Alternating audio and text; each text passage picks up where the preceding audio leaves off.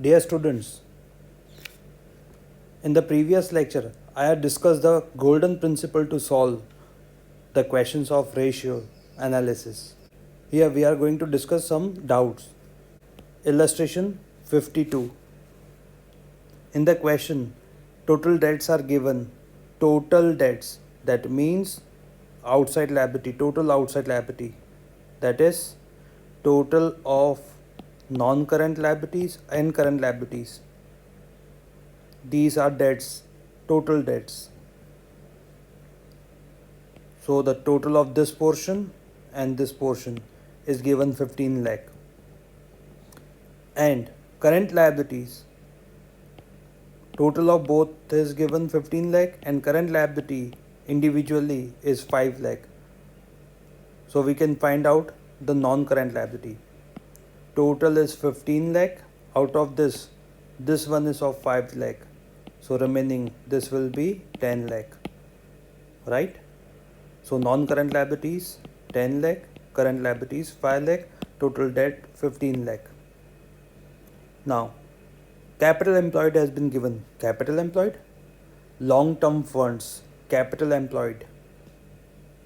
Capital employed is shareholders funds plus non-current liabilities.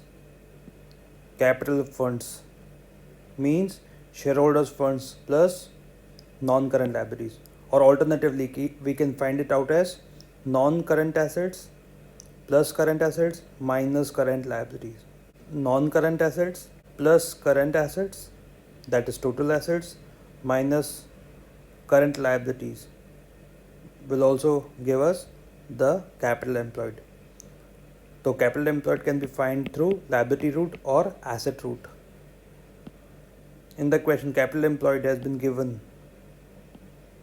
the total of these portion 15 lakh, and out of this non-current liabilities are 10 lakhs. So this will be 5 lakh. So we have got the individual values. Shareholders funds happen to be 5 lakh, non-current liabilities 10 lakh, and current liabilities 5 lakh, and total comes to 20 lakhs. So total of the asset will also be 20 lakhs, right? We need to find total assets to debt ratio. Total assets 20 lakh divided by debt. Debt here means long-term debt. Total debt nahi, only debt represents long-term debt, and long-term debt happens to be 10 lakh. 20 lakh divided by 10 lakh, 2:1. Illustration 53.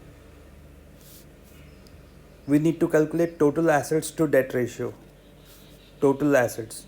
In the question we have been given equity share capital 5 lakh, which is a part of shareholders funds 5 lakh, 9% preference share capital 4 lakh, fixed assets 12 lakh, non-current investment, non-current means non-current assets 1,50,000, reserves and surplus, which is a part of shareholders fund 240, current assets 190, and current liabilities 1 lakh.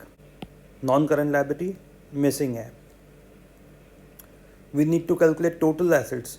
Total asset will be the total of these 120 plus 150, 1350, 1450 plus 90, 1540.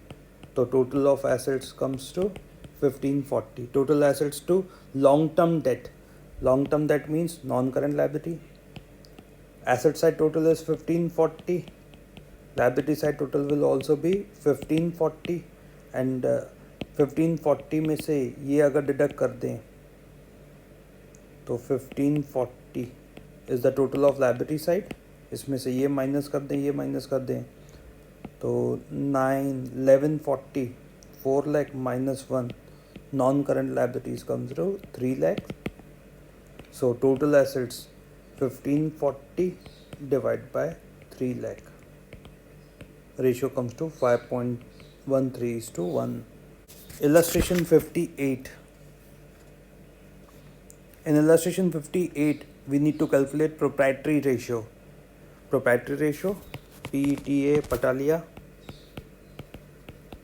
proprietors fund, that is shareholders funds, divided by total assets. In the question we have been given shareholders funds, equity share capital 1 lakh, preference share capital 50,000, reserves and surplus 25,000,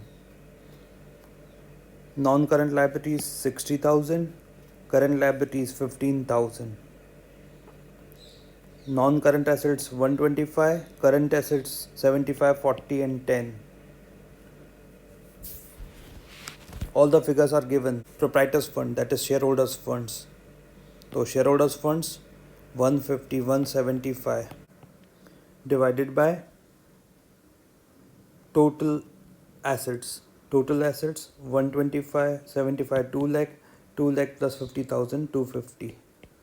175 divided by 250, 0.7 is to 1. Right? Illustration 59. We need to calculate debt equity ratio, proprietary ratio and total assets to debt ratio. And we have been given equity share capital 2 lakh, 10% preference share capital 3 lakh, reserves and surplus में दो हैं 250 and 150. So total shareholders funds आ जाएगा 5 lakh 758 9 lakh. 12% debentures, non-current liabilities 16 lakh, current liabilities 680, fixed assets 21 lakh, long-term investment, that is non-current asset 2 lakh, current assets 880. All the figures have been given. Just we need to apply the formula. The first ratio, debt upon equity. Debt means long-term debt. Long-term debt 16 lakh divided by equity. Equity means shareholders funds. Shareholders funds total 9 lakh. 16 upon 9. Second ratio, proprietary ratio. Again, proprietary ratio, shareholders funds 9 lakh divided by total assets.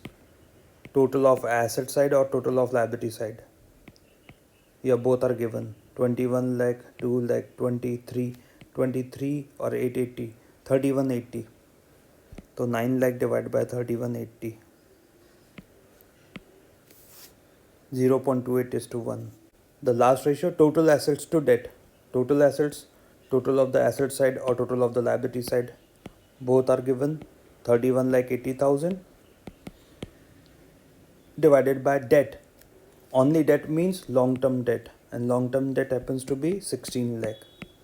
So 31 lakh 80,000 divided by 16 lakh.